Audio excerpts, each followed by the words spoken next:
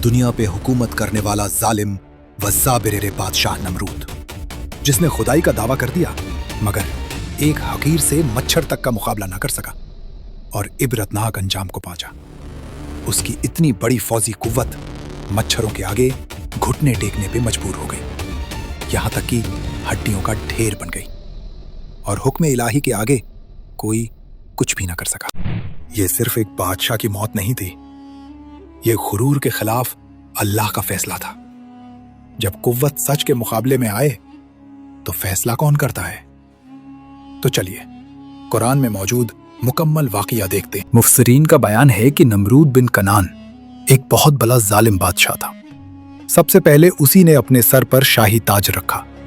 उससे पहले किसी बादशाह ने ताज नहीं पहना था। वो लोगों से जबरदस्ती अपनी परस्तिश करवाता था।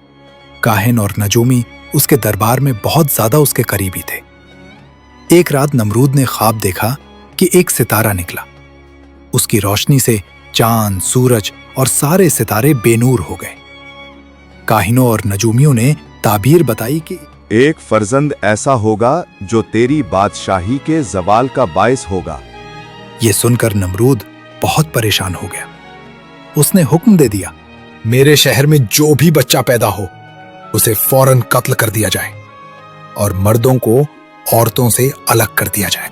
इस तरह हजारों मासूम बच्चों को कत्ल कर दिया गया। मगर तकदीरात इलाहिया को कौन टाल सकता है? इसी दौरान हजरत इब्राहीम अलैहिस्सलाम पैदा हो गए। बादशाह के खौफ से उनकी वालिदा ने उन्हें शहर से दूर पहाड़ के एक गार में छुपा दिया। उसी गार में रहकर उनकी वालिदा रोजाना उन्हें दूध पिलाती थी। कुछ मुफस्सिरीन कहते हैं कि 7 साल की उम्र तक और कुछ लिखते हैं कि 17 साल की उम्र तक आप उसी गार में अल्लाह की हिफाजत में परवरिश पाते रहे। हजरत इब्राहीम अलैहिस्सलाम शहर बाबिल में पैदा हुए। कहा जाता है कि पहले इराक का नाम बाबिल ही था या इराक के किसी एक शहर का नाम बाबिल था। आपके वालिद का नाम आजर था। आपके जमाने में लोग बहुत ज्यादा गुमराह थे। हर किस्म की अखलाकी बुराइयां उनमें पाई जाती थीं। आपस में उनका बर्ताव भी अच्छा नहीं था। निहायत संगदिल थे। भूखों को खाना नहीं खिलाते, जिंदा इंसान को आग में फेंक देते, कत्लो गारत करी करते। इसलिए अल्लाह ताला ने उस कौम के मुकाबले में हजरत इब्राहीम अलैहिस्सलाम के बारे में फरमाया कि वो रहीम मिजाज और हलीम तबीयत थे। अल्लाह ताला ने अपने करम की बरकत से हजरत इब्राहीम अलैहिस्सलाम की सीधे और सच्चे दीन की तरफ राहनुमाई फरमाई। हजरत इब्राहीम अलैहिस्सलाम को बुत परस्ती से भी बहुत ज्यादा नफरत थी। हजरत इब्राहीम अलैहिस्सलाम के बाप खुद बुत परस्त थे और बुत बनाकर बाजार में बेचते थे। हजरत इब्राहीम अलैहिस्सलाम ने अपने बाप से फरमाया, ए मेरे अब्बा जान, तुम बुतों को पूजते हो, तुम गुमराही में पड़ चुके हो। बाप ने बेटे की बात सुनकर कहा, ए इब्राहीम, क्या तू हमारे पास कोई सच्ची बात लेकर आया है या हमसे मजाक कर रहा है? हजरत इब्राहीम अलैहिस्सलाम ने जवाब दिया, हमारा और तुम्हारा रब वही है जिसने जमीन और आसमान बनाया। मगर इब्राहीम अलैहिस्सलाम का बाप ना माना और अपनी जिद पर अड़ा रहा और उल्टा इब्राहीम को धमकी दे दी कि इब्राहीम, अगर तुम बाज ना आए तो मैं तुमको पत्थरों से संसार कर दूंगा। तुम हमेशा हमेशा के लिए मुझसे किनारा कर जाओ। इसके बाद आपने अपनी कौम से मुखातिब होकर कहा कि हमारा और तुम्हारा रब वही है जिसने जमीन और आसमान को पैदा किया। ए कौम, तुम अपने हाथों से बनाए हुए बुत को पूज रहे हो। ना तो उनमें ये ताकत है कि ये नुकसान पहुंचा सकें, ना फायदा ही पहुंचा सकते हैं। कौम ने कहा, हम अपने बाप दादा के रास्ते पर चल रहे हैं, हमने उनको भी इसी तरह करते हुए देखा।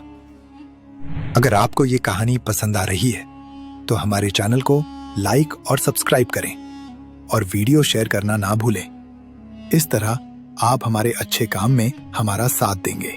जब इस शहर में मेला लगा, तमाम लोग मेले में चले गए तो पीछे से इब्राहीम अलैहिस्सलाम ने बुत खाने से सारे बुत तोड़ डाले, मां सिवाय एक बड़े बुत के, और कुल्हाड़ी उस बुत की गर्दन पर रख दी। जब लोग मेले से वापस लौटे तो ये देखकर उन सबको हैरत हुई कि बुत चकनाचूर होकर जमीन पर पड़े हुए हैं। आपस में एक दूसरे से चहमीगोइयां करने लगे कि हो ना हो इसमें जरूर नौजवान इब्राहिम का हाथ है, क्योंकि वही बुतों के खिलाफ है। लोग बरहम हुए, इब्राहिम को बुलाया, उनसे दरियाफ्त किया कि हमारे माबूदों को किसने इस हाल पर पहुंचाया है। इब्राहिम ने जवाब दिया कि तुम अपने बड़े बुत से क्यों नहीं पूछते हो, जिसे अपना माबूद समझते हो, वो सब कुछ तुम्हें बता देगा।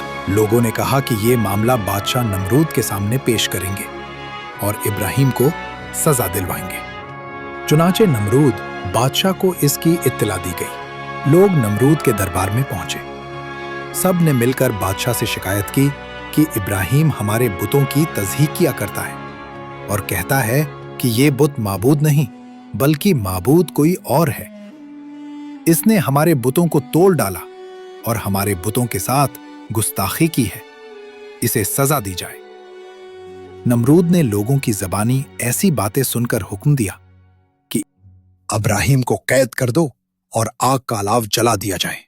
जब वो खूब भड़क उठे तो इस आग में इब्राहिम को जिंदा झोंक दो। इस चुनांचे बादशाह के हुक्म की तामील में इब्राहिम को कैद कर लिया गया और आग का इलाव तैयार किया गया। फिर इब्राहिम को दहती आग में डाल दिया गया। आतशकदा नमरूद हजरत इब्राहिम अलैहिस्सलाम का कुछ बिगाड़ ना सकी। अल्लाह ने इब्राहिम को जलने से बचा लिया। फिर उस साल मुल्क में कहत पड़ गया। नमरूद ने खाने पीने की तमाम चीजों का इंतजाम अपने बाटा में रखा था। लोग गल्ला लेने के लिए उसके पास जाते थे। हजरत इब्राहिम अलैहिस्सलाम भी दूसरों के साथ गल्ला लेने गए। जब दरबार पहुंचे तो देखा कि सब लोग नमरूद को सजदा कर रहे हैं, लेकिन इब्राहिम अलैहिस्सलाम ने सजदा नहीं किया। चूंकि बादशाह ने इब्राहिम अलैहिस्सलाम को पहले कभी नहीं देखा था, इसलिए नमरूद को गुस्सा आ गया और गुस्से में बोला, मुझे सजदा करो। हजरत इब्राहिम अलैहिस्सलाम ने सजदा करने से इनकार कर दिया और फरमाया, मैं तो वाहिद ला शरीक अपने माबूदे बरहक ताला को ही सजदा करता हूं, उसके सिवा किसी के आगे सर नहीं झुकाऊंगा। नमरूद ने गुस्से में ऐलान किया, मैं ही खुदा हूं, सिर्फ मेरे आगे झुको।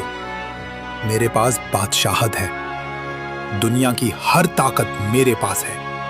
हजरत इब्राहिम अलैहिस्सलाम ने जवाब दिया, मेरा रब तो वो है जो जिंदा करता है और मारता है। नमरूद बोला, ये तो मैं भी कर सकता हूं, जिसे चाहे मौत की सजा दूं, जिसे चाहे रिहा कर दूं। अपनी बात साबित करने के लिए उसने 2 कैदियों को बुलवाया, फिर कसूरवार को जिंदा छोड़ दिया और बेगुनाह को कत्ल करवा दिया। और फिर बोला, देखा मैंने कहा था ना, जिंदगी और मौत मेरे हाथ में है। तो हजरत इब्राहिम अलैहिस्सलाम ने मजबूत दलील पेश करते हुए कहा, मेरा रब मशरिक से सूरज निकालता है, तू सूरज को मगरिब से निकाल दे। नमरूद ला जवाब हो गया। कुरान पाक में अल्लाह ताला सूरह अल बकरा आयत नंबर 258 में इरशाद फरमाता है कि क्या आपने उस शख्स का हाल नहीं देखा जिसने इब्राहीम से उनके रब के बारे में इस बिना पर झगड़ा किया कि अल्लाह ने उसे इख्तिदार दे रखा था। जब इब्राहीम ने कहा मेरा रब वो है जो जिंदा करता है और मारता है, तो उसने कहा जिंदगी और मौत देना मेरे इख्तियार में भी है। इब्राहीम ने कहा अल्लाह तो सूरज को मशरिक से निकालता है, तो उसे मगरिब से निकाल कर दिखा। ये सुनकर वो काफिर मबहूत रह गया और अल्लाह जालिमों की रहनुमाई नहीं करता। जी हाँ, ये नमरूद के खुदाई का दावा करने पे इब्राहीम अलैहिस्सलाम के साथ मुनाजरे का जिक्र खुद कुरान पाक में अल्लाह ताला बयान कर रहा है। तो उसने हजरत इब्राहीम अलैहिस्सलाम को गल्ला देने से इनकार कर दिया और आखिरकार बोला, तो तू अपना लश्कर जमा कर ले, मैं अपना लश्कर जमा करता हूं, ताकि तेरे खुदा के साथ मेरा मुकाबला हो। हजरत इब्राहीम अलैहिस्सलाम ने फरमाया, ए मरदूद, तू अपना लश्कर जमा कर, मेरा खुदा कुन फयकून में जमा कर देगा। फिर आप खाली हाथ लौटे। घर के करीब पहुंचे तो दोनों बोरे मिट्टी से भर लिए। सोचा घर पहुंचूंगा तो घर वाले मुतमईन हो जाएंगे। घर पहुंचकर बोरे उतारे और खुद सो गए। आपकी ज़ौजाए मोहतरमा حضرت سارا اٹھیں اور بوروں کے پاس گئیں تو دیکھا کہ بورے عمدہ گلے سے بھرے ہوئے ہیں۔ انہوں نے کھانا تیار کیا۔ جب حضرت ابراہیم علیہ السلام بیدار ہوئے تو دیکھا کہ کھانا تیار ہے۔ آپ نے پوچھا، یہ کھانا کہاں سے آیا؟ زوجہ محترمہ نے فرمایا، جو آپ لائے تھے اسی سے تیار کیا ہے۔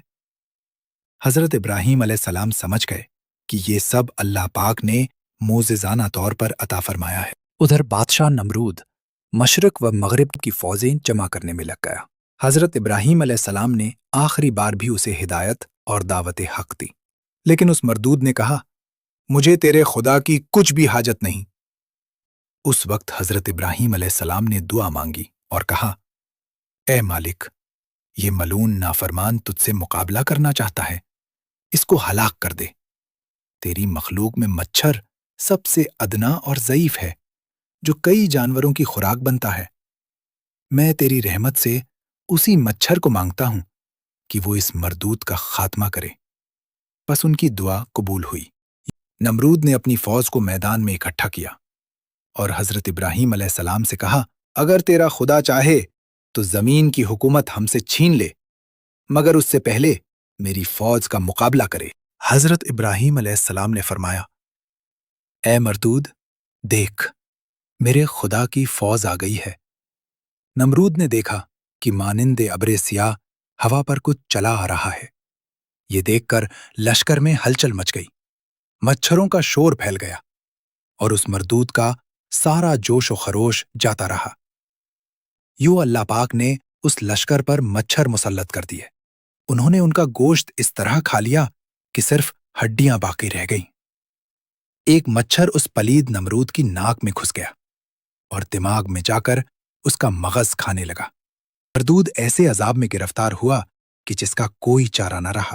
وہ ہر کسی سے سر پر لکڑی یا ہتھوڑا مرواتا تھا، جس سے مچھر کچھ پل دم لیتا اور اسے تھوڑی دیر چین آتا۔ شب و روز اس کے سر پر سونٹے کھاتے ہوئے گزرنے لگے، یہاں تک کہ اللہ پاک کے حکم سے وہ مردود کفر کی حالت میں ہلاک ہو گئے۔ واقعہ ہمیں یہ سبق دیتا ہے کہ طاقت، لشکر اور حکومت اللہ کے حکم کے سامنے کبھی نہیں ٹھہر سکتے۔ اللہ جب کسی کی مدد پر آتا ہے تو کمزور سے کمزور چیز بھی ظالم کے زوال کا سبب بن جاتی ہے۔ حضرت ابراہیم علیہ السلام کی زندگی ہمیں توحید، صبر اور یقین کا راستہ دکھاتی ہے۔ جو اللہ پر بھروسہ رکھتا ہے، اللہ اس کے لیے وہ راستے بنا دیتا ہے جہاں عقلیں حیران رہ جاتی ہیں۔